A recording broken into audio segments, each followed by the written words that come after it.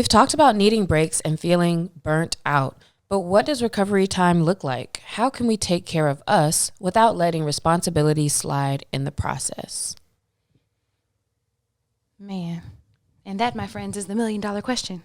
Well, we're going to try to come up with something today. How you been, Carlie? Man, I'm good. I was about to say, if y'all got $1 million for us, we'll take that too. But I'm good. I've just been so sleepy. I feel like I am just sleepy. Yeah.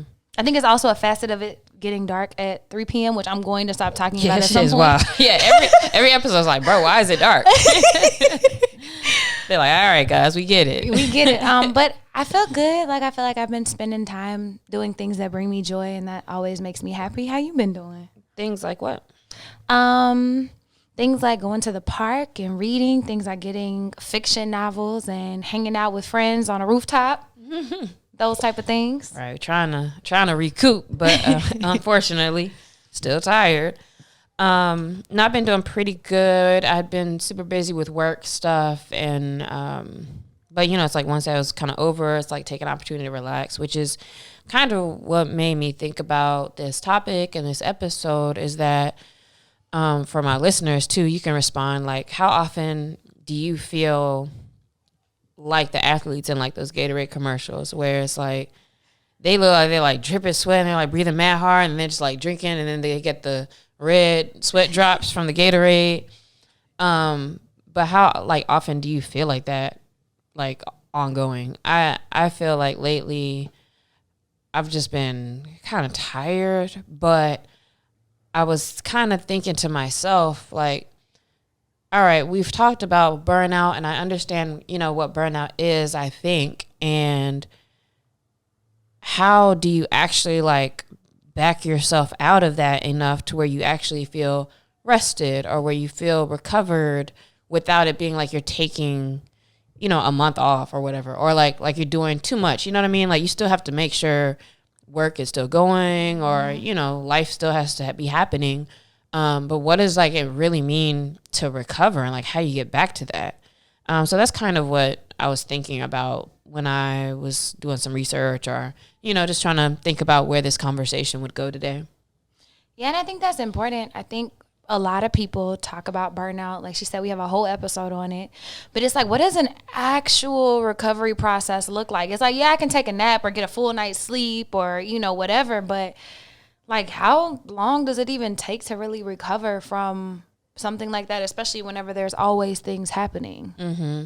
And for me, when I get to that space, it just kind of feels like I can't like really focus on many things. Like that's usually when I'm like, all right, let me take a nap. And just to like, it's almost like you want to take a nap, not just to avoid everything, which is part of it, but also it's like, all right, sometimes I have a lot to do. If I just lay down, it's like maybe I'll get like a quick refresh to like kind of have a second win. If I get up, make some tea or coffee again, and then like kind of restart, just feeling like you're doing a little restart. But my energy just will be low, or I realize like it's kind of harder to be creative. Like you're a little more cloudy. Can't really concentrate. Like when I'm in that space, that's to me when I'm like, all right, I need to do some recovery. Absolutely. And I think that nap is so important. Like the little naps you have to take sometimes throughout the day. Another thing for me, I notice like I need a break is like when I start getting irritated. Mm-hmm. And start getting frustrated with things that like what's gonna happen, but I'm like snappy. I'm snappy, yeah. or with like other people, like or have things attitude. They do. Yeah, and I'm like, bro, fix your attitude. You go take a nap. Yuck, like talking to myself. Yeah, but sometimes also I think it can be kind of hormonal as well. And I say that as somebody, I've been talking about that a lot lately. Maybe I need to talk to a guest about that on the podcast. But like as I've gotten older, I've really noticed how different my hormones have changed or gotten. So sometimes I'll feel a little bit more fatigued. And I think it's okay to like rest a little bit more during those times. And then what I try to do is just when I am more energetic, like take advantage of that. But yeah, it's like, all right, can't always be hormonal every day. Like I think I am just kind of burnt out. When would you say is the last time you really like would say I was burnt out? Like how does that feel or look for you? Oh man. I'll say the last time I hit a wall. It was probably whenever we had a break for Thrive, like we took a week off of training and stuff, I hit a wall. Like during the break? No, but right before it. Like the week before, like that's why she called the break, because all of us kept calling her like, hey, I can't teach today, doc. And she was like, damn, let me just close the gym real quick because all y'all struggling. That's cool that, you know, she paid attention to that and kind of saw that it was really something else going on though. Yeah. Because a lot of times it's like, all right, you take a break, this person take a break, but you're still moving like business as usual.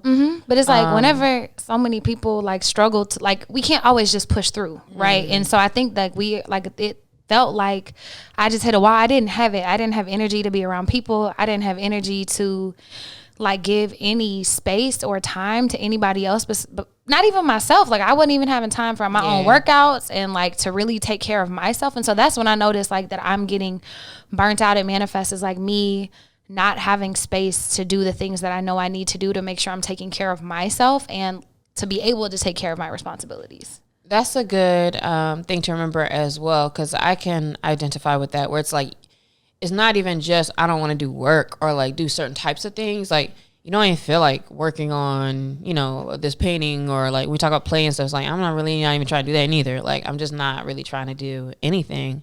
And I remember you talking about when you said the gym was closed. So that was probably like a month ago, or not too far.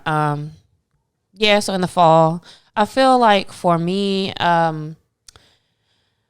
probably kind of around the same time. I don't remember exactly, but definitely it was around, you know, this client events, because I had a couple of things going on at the same time. It was just like so extra. It was like so much going on and working. It was just kind of draining on my brain, trying to do all of it. But it wasn't necessarily hard. It was just draining. And then like even with personal life stuff too, when like everything is, you know, something's going on with everything and everybody needs something. And for me, I just felt exhausted, I think. And I just wanted to veg out. I think that's what it looks like for me, is I just want to kind of veg out. But what did you end up doing? Like, how would you say you came out of it if you did?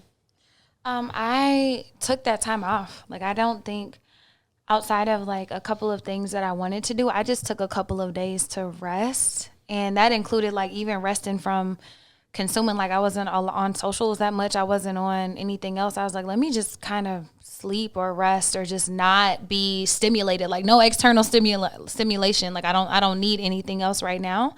Took some time. I took a lot of walks in nature. I went and read at the park, or I lied. I took a book, but I really just sat at the park and just kind of relaxed. And then I could feel myself, like, I could kind of feel the weight of it coming off of me. And then I was able to like, okay, well now I can go exercise. Now I can journal and stuff. But it like took a couple of days for that weight to get off to where I could actually like do the things to begin to build myself back up. Did it feel more physical or mental, do you think? Both, but I think that the mental weighs heavier. It makes the physical weigh heavier, if that makes sense. Like I think it's both. Like, but I can be physically exhausted and still move if my brain is pushing me. But if I'm mentally exhausted, I'm done. It doesn't matter if I had 8 hours of sleep. If I'm mentally exhausted, there's nothing happening. Yeah, so I'm always like just trying to plan something to do as far as a getaway or to do something. And in the last couple of months, I've been on a few trips, and I went to Cleveland, I was in Detroit, I was in the Bahamas for a few days, and none of them were really to like put everything down though and like recharge, because a couple of them were kind of work trips, and I still was doing work during the trip. But it's like for me, I always just want to like get away. But that also is kind of what made me think about this episode though, because like I just did a staycation a couple of days ago over Thanksgiving as well. But what I noticed is like, man, did you really like recoup, or like did anything really happen if, you know, at the end of the weekend, even if you didn't do any work, or at the end of your trip, you're still like, oh man, and like here comes Monday, and like, you know, you still feel the same way about the things you have to do and what's coming up. And, you know, it's like you automatically just feel drained again. Like I literally, it was so ridiculous this morning. And I just got home yesterday from staycation, and this morning I was like, man, is there a place I can go this week? And I was like, girl, I already have a flight on Wednesday. Like, it's just like, what are you doing? Like, what is missing that, you know, you always feel like you want to just like at least be somewhere else or get away a little bit. And that's what I kind of was thinking about. And I think that's so necessary though sometimes too. Like even sometimes just getting out of LA, the energy feels different. And I'm like, oh man, I just needed to be out for a little bit. Like even if it's like an hour away or San Diego or something.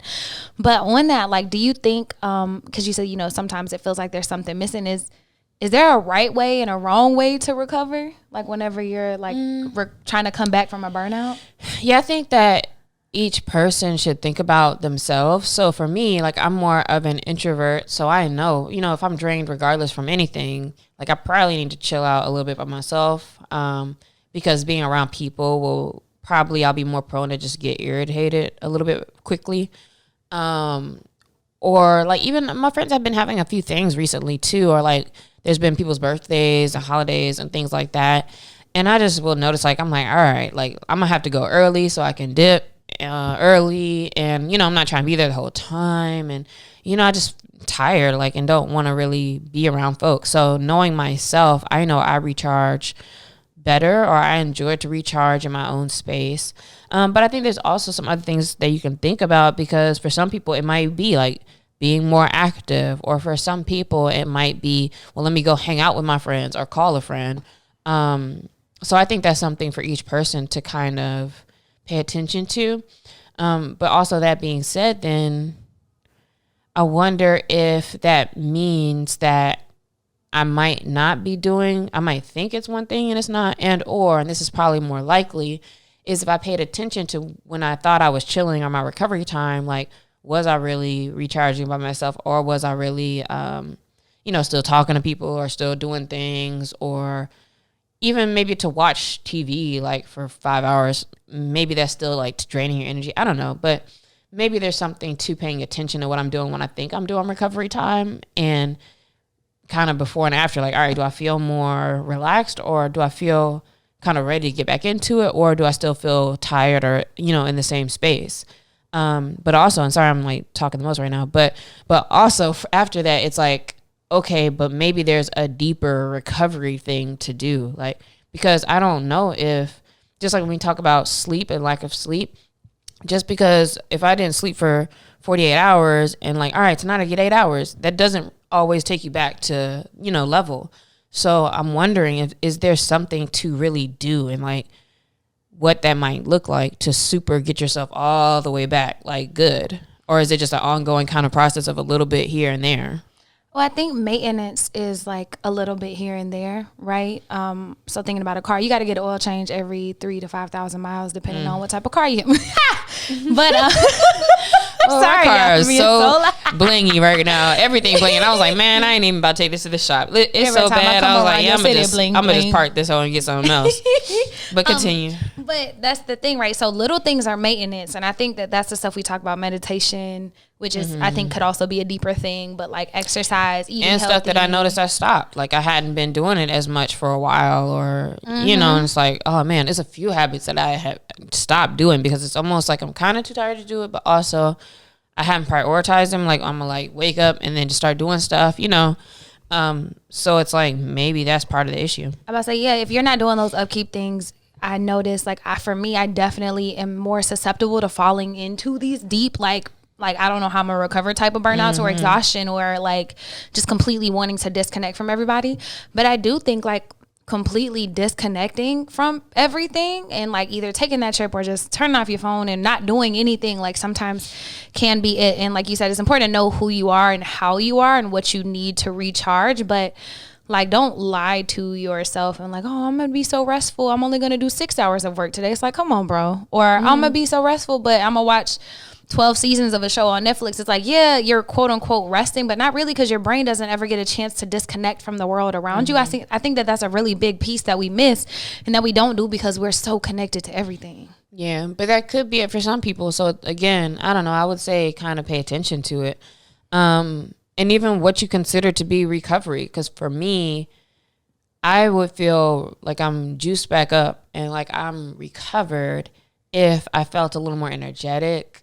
And if my mood felt a little bit more less frustrated. I need a better description for that. But, like when you're like tired, you're just like, like, all right, like I'm Like you don't really get excited about the things that you have to do, or that, you know, you got coming up or whatever. And so for me, that's what recovery is like. Oh, I feel a little bit more excited. Like I'm excited about my day.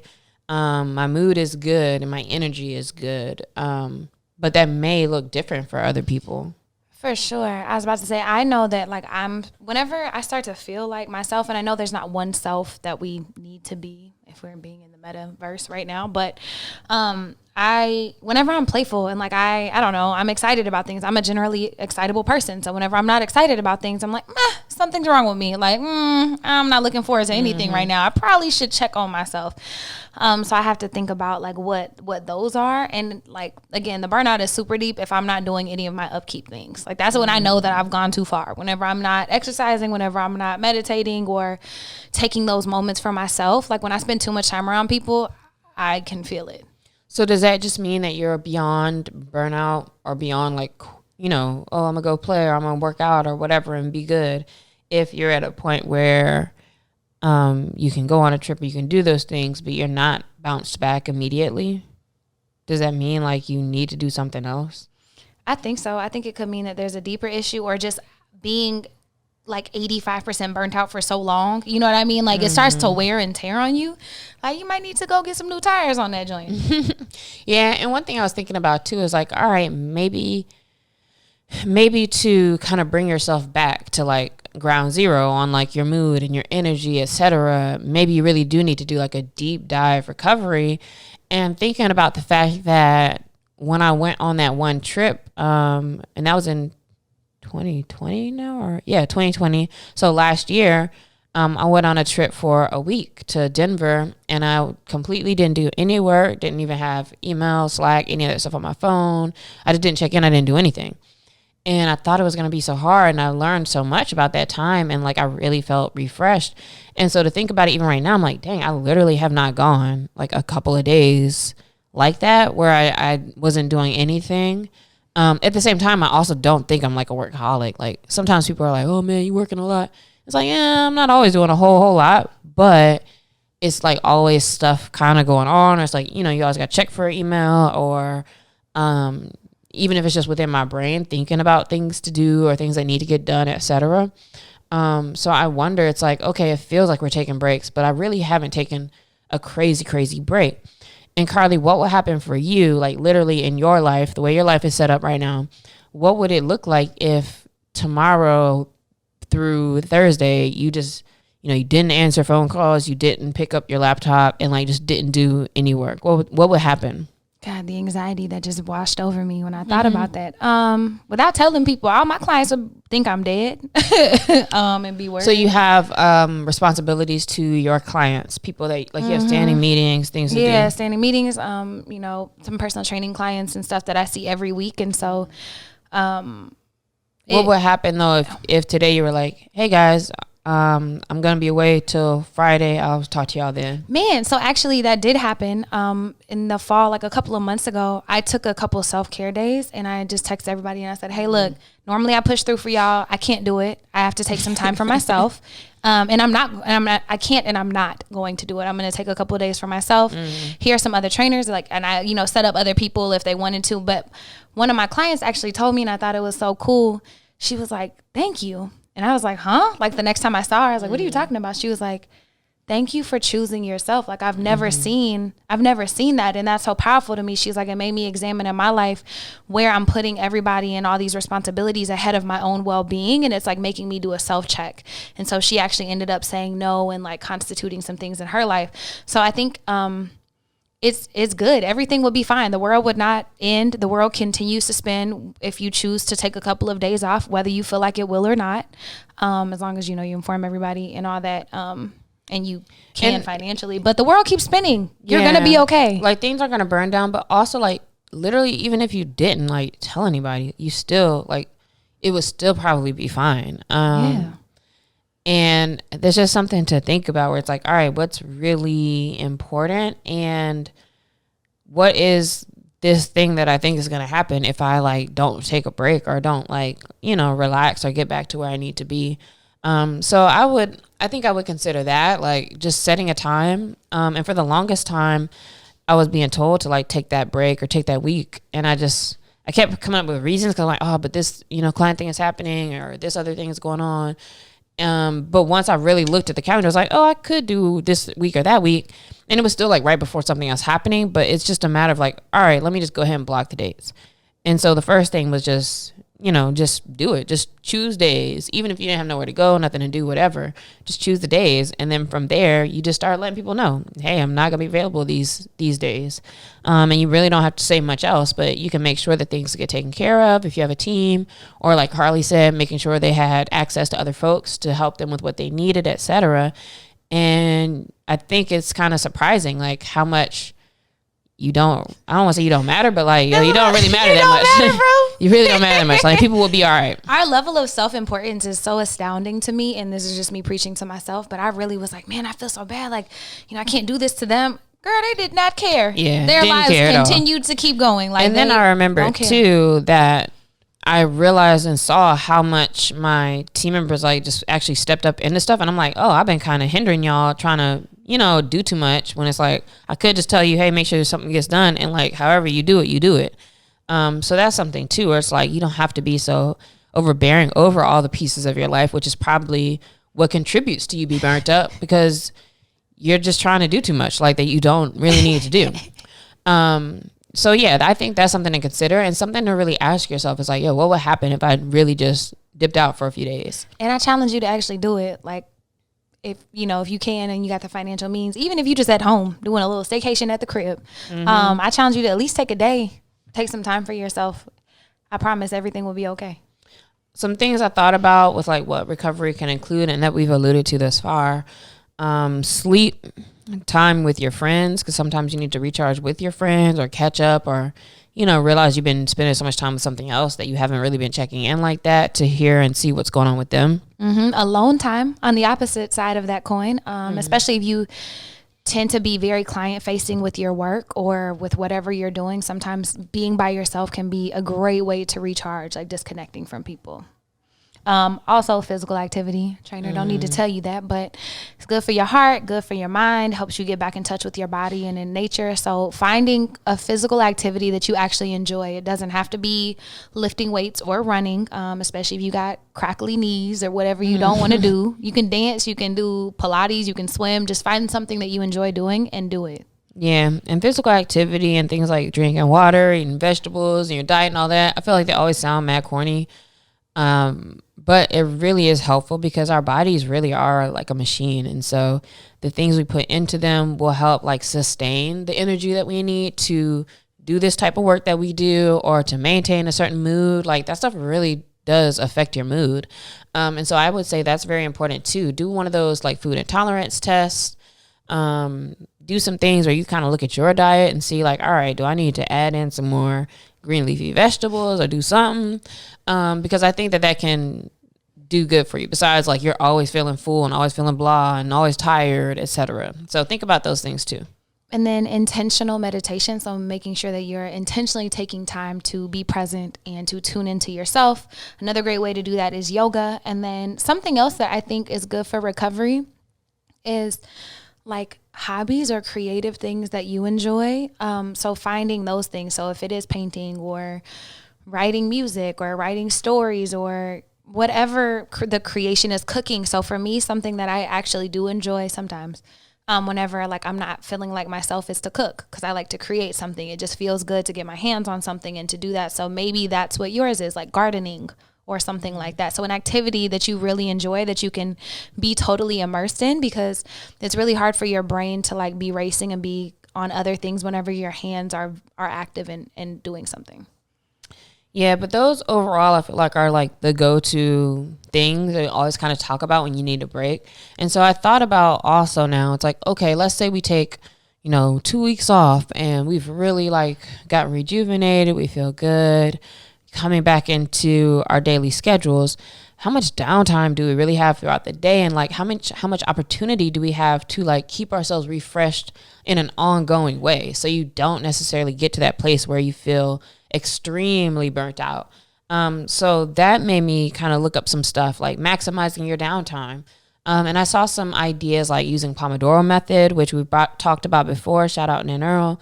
And things like where it's like, yo, make sure you're just taking a break, even in like every 52 minutes. Or, you know, if you're doing like work for 30 minutes, take a 5-minute break, work for 30 minutes, take a 5-minute break. But to like intentionally have those little breaks in between will give you enough time to kind of just refresh your mind and then come back to whatever task you have in front of you. Absolutely. And you have so much more downtime in the day than you think you do. And I know you're like, what if you look at my schedule? Very rarely do you not have at least 2 minutes in between certain things that you can. And so in those, like maybe you breathe, like maybe you take a quick breath, a mindful moment, maybe you stretch, maybe you get up and move around a little bit, stretch out your neck, do different things. That's like things that I teach in my mindfulness practices, like moments of mindfulness to help you tune back into your body and in the present moment. Because everybody knows when you've been sitting in a few meetings, we all just want to not be in meetings and want to be somewhere else. And so it's like bringing your attention back to your body, but then also challenging yourself to spend at least 20 minutes in the sunshine, especially during the holidays and in the fall and the winter. Like, you need that vitamin D. Yeah. And also letting your mind wander. So like, it's okay to take a moment and just, you know, think and just let your brain go wherever it wants to go, without even having to think about writing things down or journaling or your work or whatever, but just, you know, free time to just chill out. And that's something like I'll do. And I'll knock out the natural light and air, and that if I'm like on the balcony and I'm just chilling and, you know, just take a moment. Like, it really is okay to just daydream and all of those things. But you can do it in a way that allows you to not feel drained. Mm-hmm. And then taking a break from your screens, phone included. If you like lay down in bed at 8 to 10 hours a night and you're still exhausted, it might be because your brain can't turn off because you're looking at screens from the time you wake up all the way until the time you fall asleep. So try to not get on your phone for the first 30 minutes of your day. If you can, try to put your phone down an hour before you go to sleep. They say that helps with the blue light and helps you get better sleep. But just taking a break from always being engaged. Yeah, but I also saw something else that I was recommending. Like when you are working and like it is good to, you know, go from your computer if you want to look and scroll or whatever. It's like, just make sure you are distracting yourself sometimes, even if it is your phone. But I agree too. I feel like it feels good to be all the way disconnected. Maybe not at first, because what you'll notice is like that it really is kind of more of just a habit to pick it up and just be scrolling. But as long as you're like distracting yourself or you're not like on one thing for so long, then at least you're moving in the right direction. But for the long term, you know, I imagine and thinking about these things made me think like, I wonder like how long does recovery, like real recovery, really take? I feel like it really could probably take weeks, months, maybe years, depending on what your life has been about, to like really be in a place where like you feel fresh and renewed on a regular basis. I can imagine that. So I almost want to kind of think about all of these things and like make myself like a little program or something. But then again, maybe that's just like adding something else to my plate that will burn me out. We're all great at doing but that. For the long term, there's some other things that I saw that we can do too. And one of them was identifying what you need to add and subtract from your life. Like, you may look at your day to day or your week and it's like, oh man, maybe I do need to spend a little bit more time with friends, or maybe I need to spend less time on social, or maybe I need to spend less time drinking, or maybe not even just a habit, but like, you know, more time reading, whatever it may be. Think about what you need to add and subtract. And a great way to do that is to pay attention to how things make you feel. Do you feel stressed after something? Do you feel more anxious? Does something always freak you out? Does it make you angry? Then you should probably spend less time on it, or with it, or with those people, or if things that make you feel good, start adding more of those into your life. But knowing your stressors are so important to just your mental, physical, emotional health in general. And then also your secondhand stressors. So that's like the people in your life, like your employees, your wife, your partner, whoever, your kids, like, you know, being able to manage those things too. But one thing that one makes me think about is that I stress myself out the most just from procrastinating a lot of times. And so some of this may look like, hey, add more time into your schedule to focus on particular type of work, or, you know, working on a certain thing and doing that early, which kind of connects also to something I saw, and that makes a lot of sense, is making sure you're dedicating 20% of your time to your most meaningful work. When you are working all the time, or when you're doing a lot of different things for other people, you are going to feel drained. But it's kind of different when I know I'm starting my day out with like biz dev or my internal stuff, or, you know, when you're working on particular projects that you do feel the meaning behind it and the impact, etc. And so to spend time on your most meaningful work, and especially like first and to start your day, I think that makes work itself less of like not a stressor per se, but it's less of a drain because you're almost a little more focused on the purpose of it. Yeah, that's vitally important too. Versus like a lot of times, like we'll be on like an email and, you know, like those little kind of things for like the first hour or so, and now you're already kind of like, you've already like expended a bunch of energy and mental resources for things that aren't important and don't matter. So it's important to set those boundaries, like for work, for your meaningful work, but also for yourself. Like stop negotiating with yourself. If you haven't listened to last week's episode 166, and make sure that you're doing those things that you need to for maintenance for yourself every day. Yeah, like don't check your email after a certain amount of time. So after a certain time of day, or like respond to text. I got some clients who have my numbers, and it's like, all right, now you about to get responded to tomorrow because this isn't that deep, and we not homies. So do what you need to do with yourself. So like you don't have to stretch yourself for other people at all. And if that's not in the scope of work, then, and if it is, you probably hopefully getting paid, but it ain't. So it ain't. Also, take more frequent breaks instead of that one vacation every so often. So that was kind of what I was talking to earlier, is that I'm always on the go or moving around, but it's like I'm still moving around and getting stuff done, which is still good, you know, to have a change of scenery for me. But to really take real vacations, like a real break, more often. So maybe I would do more staycations or spend more of my weekends maybe doing something more intentional or away. That isn't necessarily, you know, just sitting at home, but enjoying myself during that time also. And these are all so important, like the little steps that you take every day, but also those big choices that you make to make sure that you're taking care of yourself the best you can. Like recovery from burnout there's not one way to fix it, and the same way probably won't work every time. And I would venture to say that most of us have been burning out or burnt out for a while, like on varying levels. And so being kind to yourself and gentle as you explore, you know, these daily things and these like long-term things, but just making sure that you're doing something every day to help yourself maintain and also recover. And I think it's easier probably focus on the things you can subtract, because also it is overwhelming sometimes. I'm like, oh, I could work on my painting or do this or that, and it's like it feels like you're just adding more stuff to your schedule. So decision fatigue. I try to like just plan a little bit less, and or just it's easier, I think, for me to think about what I'm not about to do. So what I'm not about to do is I'm not about to like check these emails till, you know, Saturday, Sunday, or after the break or whatever, you know. So go about it however you need to, but, you know, give yourself a time to chill and recognize how you recover best, and if it's time for you to take a break, and do that. Man, I'm about to spend some time this week writing that down, like seeing what I could subtract. That would be, especially because I've been so tired lately, because, you know, it gets dark so early. Or do things in a different order, because by 4 o'clock, if I'm like, all right, I'm not trying to be doing anything by 3:34, what do I need to be doing, you know, earlier to feel like, oh, okay, I've gotten things done. And I keep playing myself putting that hard thing last, because I mean, like, it'll be okay until tomorrow. And then tomorrow comes and it doesn't happen. So hit us this week. Let us know how you're feeling. Are you burnt out? What's going on? And then what are some of these things that stood out to you in ways to recover? This week's shout out, I'm super excited, and I just got a burst of energy. Shout out to the fam, Nick Brooks. He was on episode 74, Alchemy and Storytelling, with Nick Brooks. But he just sold a young adult fiction novel or a book, I guess. It's like a series, right? A series, I think, to Henry Holt. And the title of the AP article says 7 figures. So what's good, fam? Right, they threw you out there. All the way out there. That was the title. To get them DMs. It was like author 7-figure deal. Like, whoa, that's the title. Okay. But it's called The Promised Boys, and it is a social thriller told through the perspective of Black and brown boys that highlights the inequity in our education system.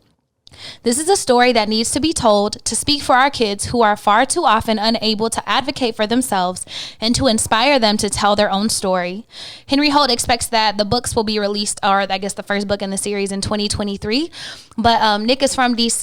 He's a filmmaker. He's a writer. He used to be a teacher for Teach for America, and so he really drew on his life experience, but also his experience working with kids to write these. We're going to link his episode and the article in the notes, so congrats. Shout out to you, Nick. That's amazing. Yeah, that is awesome. And it's so cool to have spoken to people and hear what they want to do, what they've done thus far, and then to see them continue to grow and to do big things. So that's really awesome. And make sure you guys look up Nick Brooks and holler at him. Not like that, but like see what he's up to. Yeah, see what he's doing. Check out his work. He's awesome. And this week's question of the week, Carlie, who do you look up to and why? Did you have somebody in mind? Because I'm like, ooh. Well, so one person I would think of is, that just came to mind, because it's not like I don't ever tend to have like, you know, posters of people up, or it's like one person I'm really like, oh my gosh. But there are qualities about people that stick out to me and that make me kind of look up to them. And usually there are factors about them where it's like they're being themselves. So one person that just jumped out to me just now would be James Baldwin. And I would say that because I always feel like anytime I see like clips from his interviews or clips from him speaking, it's like it always sounds so eloquent and always sounds so thoughtful. So it's like to have studied a world that where everything is against you as a person of color, for sexual orientation, whatever it may be, but like you see all that and you understand it, and yet you navigate through and can still speak to what's happening or speak to your story in a way that kind of uplifts other people and or educates other people, and always kind of calm and things. So it's just interesting to me, and I look up to people like that who can kind of maneuver through the world and yet still can have that impact through being themselves, not necessarily trying to like fit in a certain way, but can be themselves and then kind of add that perspective to other people who may be in the same space. Man, I love that. The first thing, actually 3 people, I'm gonna be quick though, that came to mind. The first one person. Nah. It says who? That could be, there's not a number. Go ahead. So 3, real quick. So whenever you said that, Eartha Kitt, I've always enjoyed listening to her interviews, and just her being herself. And so that's the first thing. If you haven't seen any of them, just Google on YouTube. There's a lot. She was just an amazing person who ferociously chose herself in a life that she loved. At least it appeared to me. I didn't know her. The second one I would say is Lala. She's the owner of Thrive, and she really dedicates her life to service and creating spaces for people to grow and to be seen. And she just did a Small Business Saturday, but to highlight Black and brown women-owned businesses. But she's always done that. She does that in everything that she does. There's always a bigger thing for the community. And I think there's just something so valuable about people who are, you know, dedicated to service, like, you know, servant leadership, I think is what it's called. And then I would also say, shout out to Sanford, Kiara's daddy, just for leading a life of love.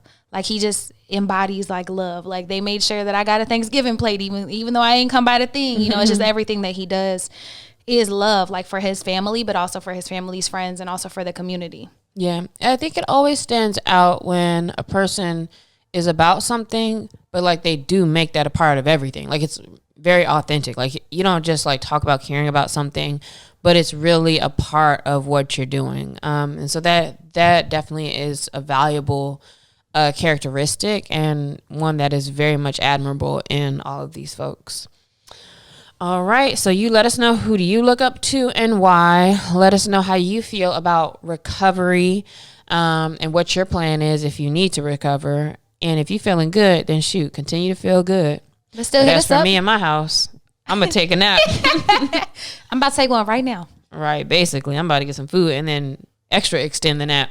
Put the extendo on the nap with the full stomach. We appreciate you all. We thank you for being on this journey with us. Episode 167, I believe. We will talk to you next week. Bye, y'all. Bye, y'all.